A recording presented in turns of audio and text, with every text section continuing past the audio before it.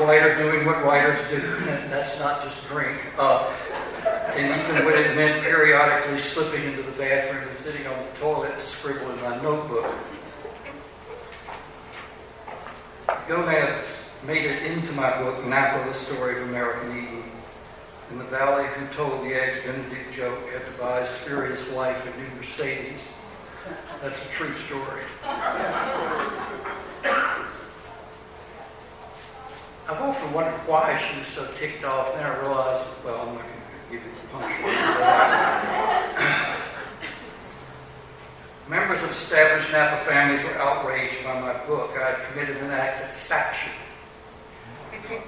One wrote to the San Francisco Examiner, she said I had gained admission to people's confidence through my serious, gentlemanly approach and southern accent that had produced a misrepresentation and a betrayal.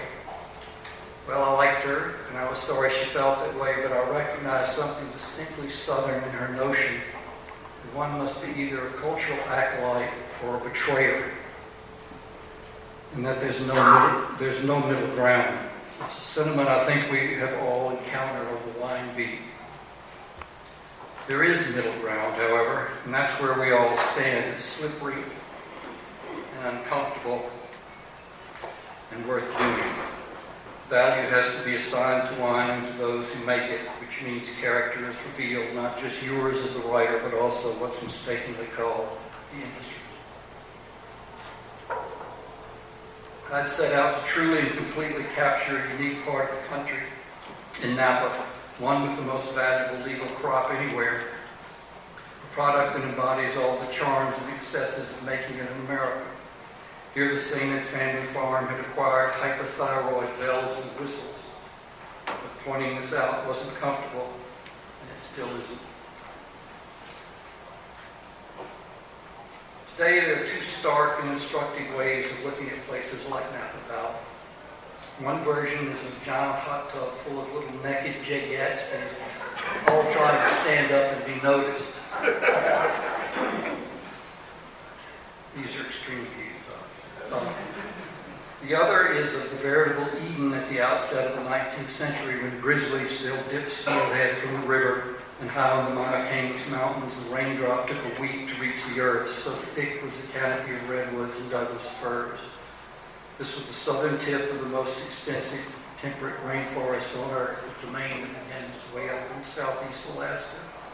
And its decline is one of the great tragedies of the dying planet. Michael Pollan says that eating is an agricultural act, which I thought was a brilliant insight. Well, so is drinking wine. It can also be an environmental act, or should be, in some part. In that possibility lie all sorts of stories that anyone interested in writing about wine could and should, I think, explore. All the awkward manifestations of industrial success in the last 2 centuries, disappearing water, particulate in the air, chemical penetration of the deepest mysteries of life, rising seas and temperatures have their reflections in the glass in your hand, or it seems to be. Even the indirect environmental effects of wine should be inherent in writing about it and enduring light in the back of the writer's mind. There's also inspiration in the past of those involved in making and moving wine, as well as clues about what sort of wine they might make. I found that people who destroy beautiful landscapes elsewhere or play with other people's money and lose it, and then use theirs to build faux baronial chateau in paradise, are likely to behave just as ruthlessly in the wine business. It's all grist for your mill, or should be. It may not make you popular with so-called vintners, one of the silliest descriptors, since most vintners really aren't. They're accustomed to perceptions of themselves emerging carefully arranged campaigns and ignore the foibles of those behind the labels. The relevance of wine is broader than most people think or accept.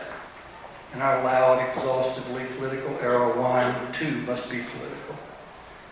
In part, at least, you can predict a person's politics by the choice of their wine. Not just what it tastes like, but how it's made. and its expense. I'm generalizing here, but you could say that a big, jammy, alcoholic Cabernet is a Republican. And a restrained, classically structured, food-friendly one is a Democrat. The former is about power, individualism, exclusivity. The latter about balance, community, finesse. So Screaming Eagles, Romney, and Frogs Leaps, Obama.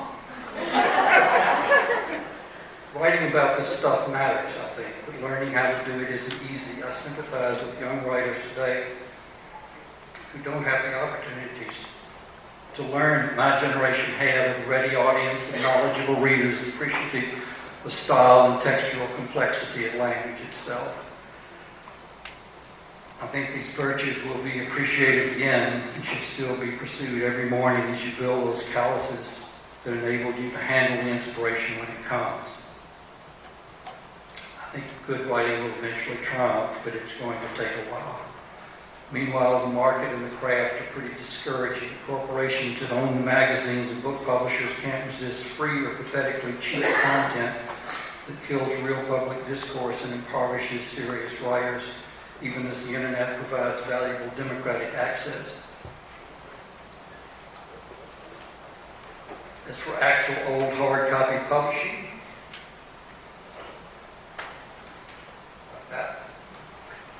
I can tell you that things have never been worse. I've published a dozen books and hundreds of articles and know that the glue that once held everybody together, writers, publishers, reviewers, agents, academics, general readers, is gone. Magazine and book publishers are scared to death of the present uncertainty of the future, watching some of their profits siphoned off to the web. But instead of trying harder as you might expect, they're circling the wagons. Communication among writers, editors, and publicists is frantic and often non-existent. The old role of mentor and mentee barely exists these days, and if it does, it's episodic, ephemeral, short-lived, and affectionless. Part of publishers' desperate behavior is the increase in advances to a shrinking pool of authors, often of books without substance but easy to hype, and the decline or absolute evaporation of money for more serious writing. Writers have always been at the back of the money line, believe me, at least most of us have been. But now we're sitting on the bench in another room. The advance on my last book of nonfiction about Napa, called The Far Side of Eden, which was a sequel to